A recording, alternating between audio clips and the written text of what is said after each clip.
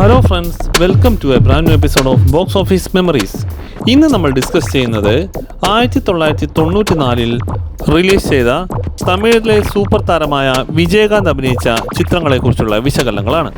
80-90 കാലഘട്ടങ്ങളിൽ രജനീകാന്ത്, കമലഹാസൻ എന്നിവർക്ക് ശേഷം തമിഴ്നാട്ടിൽ ഏറ്റവും കൂടുതൽ ആരാധകരുണ്ടായിരുന്ന സൂപ്പർ താരമായിരുന്നു വിജയകാന്ത്.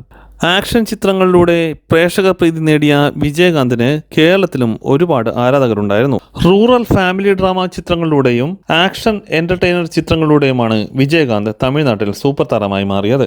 അതുകൊണ്ട് തന്നെ എല്ലാവിധ പ്രേക്ഷകരുടെയും സപ്പോർട്ട് വിജയകാന്ത് ചിത്രങ്ങൾക്ക് തമിഴ്നാട്ടിൽ ലഭിച്ചിരുന്നു. 1994 വിജയകാന്ത് അഭിനയിച്ച തമിഴ് ചിത്രങ്ങളെക്കുറിച്ചുള്ള വിശകലനങ്ങളാണ് ഈ വീഡിയോയിൽ ഉൾപ്പെടുത്തിയിട്ടുള്ളത്. 94 വിജയകാന്ത് 5 ചിത്രങ്ങളായിരുന്നു അഭിനയിച്ചത്. ഇനി ഏതൊക്കെയാണ് ഈ ചിത്രങ്ങളെന്ന് നോക്കാം. 94 വിജയകാന്ത് അഭിനയിച്ച ആദ്യത്തെ ചിത്രമായിരുന്നു പൊങ്കലിനോടനുബന്ധിച്ച് ജനുവരി 14 തിയേറ്ററുകളിലെത്തിയ സേതുപതി IPS. ഒരു ആക്ഷൻ ഫാമിലി എന്റർടൈനർ കാറ്റഗറിയിലുള്ള ഈ ചിത്രത്തിൽ വിജയകാന്ത് ഡെപ്യൂട്ടി കമ്മീഷണർ ഓഫ് പോലീസിന്റെ വേഷമായിരുന്നു അവതരിപ്പിച്ചിരുന്നത്. P. വാസു സംവിധാനം ചെയ്ത ഈ ചിത്രം വിജയകാന്തിന്റെ ആക്ഷൻ രംഗങ്ങൾ കൊണ്ട് സമ്പന്നമായിരുന്നു. തമിഴ്നാട്ടിലും കേരളത്തിലും ഒരേപോലെ മികച്ച പ്രതികരണം നേടിയെടുത്ത സേതുപതി IPS അതുകൊണ്ട് തന്നെ 94 പൊങ്കലിന് വൻ വിജയമായിരുന്നു നേടിയെടുത്തത്.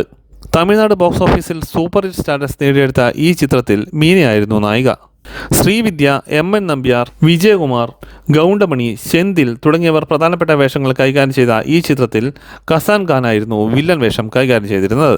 P. വാസു തന്നെ തിരക്കഥ ഒരുക്കിയ ഈ ചിത്രം AVM പ്രൊഡക്ഷൻസ് ആയിരുന്നു നിർമ്മിച്ചത്. വിജയകാന്ത് തൻ്റെ കരിയറിൽ ഏറ്റവും അപകടം പിടിച്ച സ്റ്റണ്ട് രംഗങ്ങൾ കൈകാര്യം ചെയ്ത ഒരു ചിത്രം കൂടിയായിരുന്നു സേതുപതി IPS. ഇളയരാജയുടെ സംഗീത സംവിധാനത്തിലൊരുങ്ങിയ അതിമനോഹരമായ ഗാനങ്ങൾ ചിത്രത്തിൻ്റെ വിജയത്തിന് മുതൽക്കൂട്ടായി. 94 വിജയകാന്ത് അഭിനയിച്ച രണ്ടാമത്തെ തമിഴ് ചിത്രമായിരുന്നു ഏപ്രിൽ 14 തമിഴ് പുതുവർഷത്തോടനുബന്ധിച്ച് റിലീസ് ചെയ്ത ഹോണസ്റ്റ് രാജ്. ഒരു ആക്ഷൻ ത്രില്ലർ കാറ്റഗറിയിലുള്ള ഈ ചിത്രത്തിൽ വിജയകാന്ത് പോലീസ് വേഷത്തിലായിരുന്നു എത്തിയിരുന്നത്. KS രവി സംവിധാനം ചെയ്ത ഈ ചിത്രം ഒരു ആക്ഷൻ റിവെഞ്ച് കാറ്റഗറിയിലുള്ള ചിത്രമായിരുന്നു. ഗൗതമിയും ആമനിയും നായികമാരായി എത്തിയ ഈ ചിത്രത്തിൽ ദേവനായിരുന്നു വില്ലൻ വേഷം കൈകാര്യം ചെയ്തത്. മനോരമ, സെന്തിൽ, വിജയകുമാർ, നിഴൽകൾ രവി തുടങ്ങിയവരും പ്രധാനപ്പെട്ട വേഷങ്ങൾ കൈകാര്യം ചെയ്ത ഈ ചിത്രം സത്യജ്യോതി ഫിലിംസ് ആയിരുന്നു നിർമ്മിച്ചത്. തരക്കേടില്ലാത്ത ചിത്രം എന്ന പേര് നേടിയ ഹോണസ്റ്റ് രാജ് ബോക്സ് ഓഫീസിൽ ഹിറ്റ് സ്റ്റാറ്റസ് മാത്രമേ നേടിയുള്ളൂ. ഈ ചിത്രത്തിന്റെ സംഗീത സംവിധാനവും ഇളയരാജയായിരുന്നു നിർവഹിച്ചിരുന്നത്. 94 വിജയകാന്ത് അഭിനയിച്ച മൂന്നാമത്തെ തമിഴ് ചിത്രമായിരുന്നു ജൂൺ 10 തിയേറ്ററുകളിലെത്തിയ പദവി പ്രമാണം. ഈ ചിത്രത്തിൽ വിനീതയായിരുന്നു വിജയകാന്തിന് നായികയായി എത്തിയത്. KR ഉദയശങ്കർ സംവിധാനം ചെയ്ത ഈ ചിത്രം ഒരു ആക്ഷന് പ്രാധാന്യം നൽകിയെടുത്ത പൊളിറ്റിക്കൽ ഡ്രാമ ചിത്രമായിരുന്നു. രാജൻ P. ദേവ് വില്ലൻ വേഷം കൈകാര്യം ചെയ്ത ഈ ചിത്രം എന്നാൽ ബോക്സ് ഓഫീസിൽ വേണ്ട രീതിയിൽ പെർഫോം ചെയ്തില്ല.